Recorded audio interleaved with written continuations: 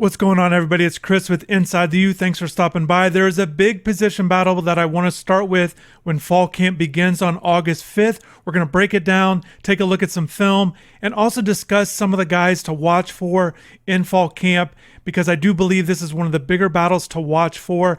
But also, drop in the comments below. Let me know if you like this video, a new format heading into fall camp, and also what position group would you like to see next? I definitely want to give you guys as much content that you want, so definitely drop in the comments. Let me know what you guys want to see next. So let's get right into it with cornerback. The reason why I feel like this is a very big position battle going into it is because of what happened last year. There were some numbers where I felt like Miami could have been better at a year ago. The pass efficiency defense, which is always a lot of factors that go into that stat. But in years past, the defensive backs has certainly taken a lot of pride in that. And Miami was middle of the pack in the ACC a year ago. Also, again, a number of factors go into it, but Miami only had 8 interceptions as a defense, which tied for 10th in the ACC. That's a number that I want to get into and kind of look at with some of the cornerbacks returning. The reason why I feel like this is a big position battle, Tyreek Stevenson returns, and he started he was a full-time starter last year. However, that other cornerback spot, there were different guys that rotated in with Marcus Clark, DeCorey Couch, and DJ Ivey, who has a ton of experience. And that's where this group is they've got 5 guys that have started over 10 games in their careers at either different schools or at but 5 guys with 10 or more starts. Certainly you love to see that as a position group. So that's a great place to start when you're talking about a position battle. But I think what we saw last year, we were expecting guys to step up, in particular with what DeCorey Couch did the previous year. You expected him to take that jump. That didn't happen. DJ Ivey was up and down. And then, like I said, Marcus Clark is a guy that kind of came around late in the year, and they kind of sprinkled him in. However, this is a completely new coaching staff in terms of the defensive backs coach and Jamal Adai. So it'll be very interesting to see what he takes from the spring and how it translates into the fall, things he's learned, things he's been teaching these guys, and also what he wants, what he expects from the cornerback group. Taking a look at Tyreek Stevenson here, he did not participate in the spring. However, what you're looking at right here is the clips I got at the spring game. He was going through the drills, and I thought this was good just to see him out there and go through some drills. You kind of see his footwork and things like that. And I think it's going to be interesting to see if Tyreek can take that jump. And I think he's one of these guys that could potentially be Miami's best defensive player this upcoming season. But certainly he's got to take a jump. I think there were some positive signs with what we saw last year, some reliability things, because you could always count on him, especially, like I said, that other spot was really shaky at times in terms of who they were going to play. Playing time also went up and down. Some guys got more reps based on how they were performing in games. But Tyreek, you would think, has the biggest advantage of all the guys going into it. However, he still has a lot to prove too, because he's a guy that wasn't involved in spring ball. The coaches, they know what they have in him in a sense. But again, fall camp's going to be big for Tyreek. He doesn't want to fall behind some of these other guys looking to take his job. So he's got to have a good fall camp. I think Tyreek's one of these guys that can be a big leader of this group. Another guy I'm really interested in seeing right here is Darryl Porter.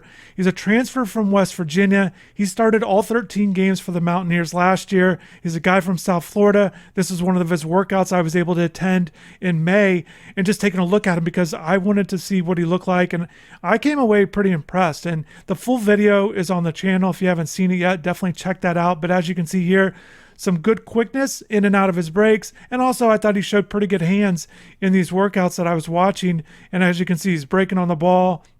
He's doing a good job of getting there as well. And I think Miami knows the guys that they have returning, and maybe they don't know exactly what they have in Darryl Porter, but I do think he's going to be right there in the mix. And I think he's a guy that can certainly play a lot. He's also a guy he didn't come down just to be a guy. He wants to start and have a big year for So it will be interesting to see how Darryl Porter performs in fall camp, if he can really elevate himself and be either that number 1 or number 2 corner. And one of the things I want to mention, that'll be the thing we talk about a lot, who's going to be the top 2 corners. But as you know, you're going to see a lot of times where Miami plays 3 cornerbacks on the field. And also there's plenty of safeties in competition as well that they want to be on the field when Miami goes to nickel and dime situations. So cornerbacks got to be on point. You've got to be in there. And because there's going to be some depth, Miami feels like a lot of these guys are going to be competing not just for large roles, but just being out there as much as possible. And I think Darryl Porter will certainly be in that mix because I do think he brings some experience.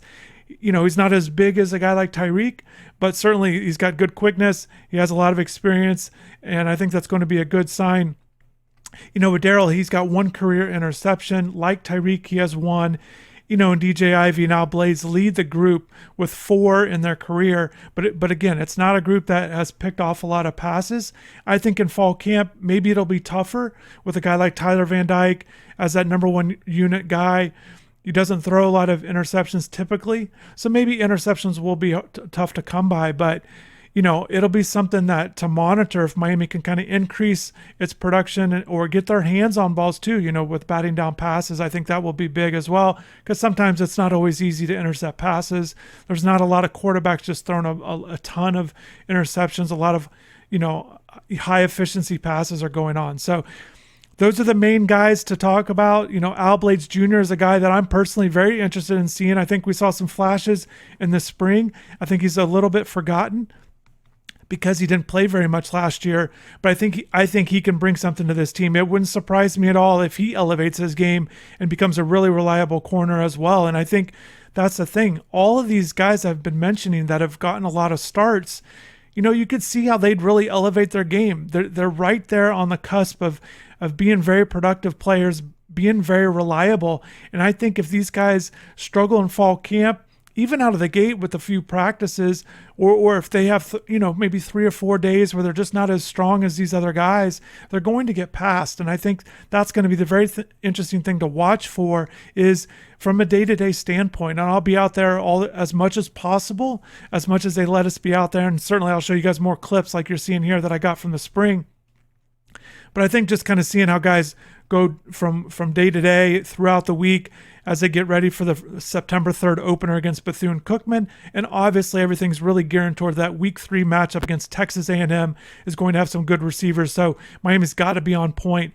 A couple other new guys to watch for. We'll see if they can kind of get in there. I think special teams is where they'll start, but Chris Graves is a guy, Kamari Rogers, who was out from the spring. And then also Jaden Harris, a guy that I'm interested in learning more about once he gets out there. Not a highly regarded guy coming out of high school, but a guy that could definitely get in there, get in the mix. I think special teams will be big.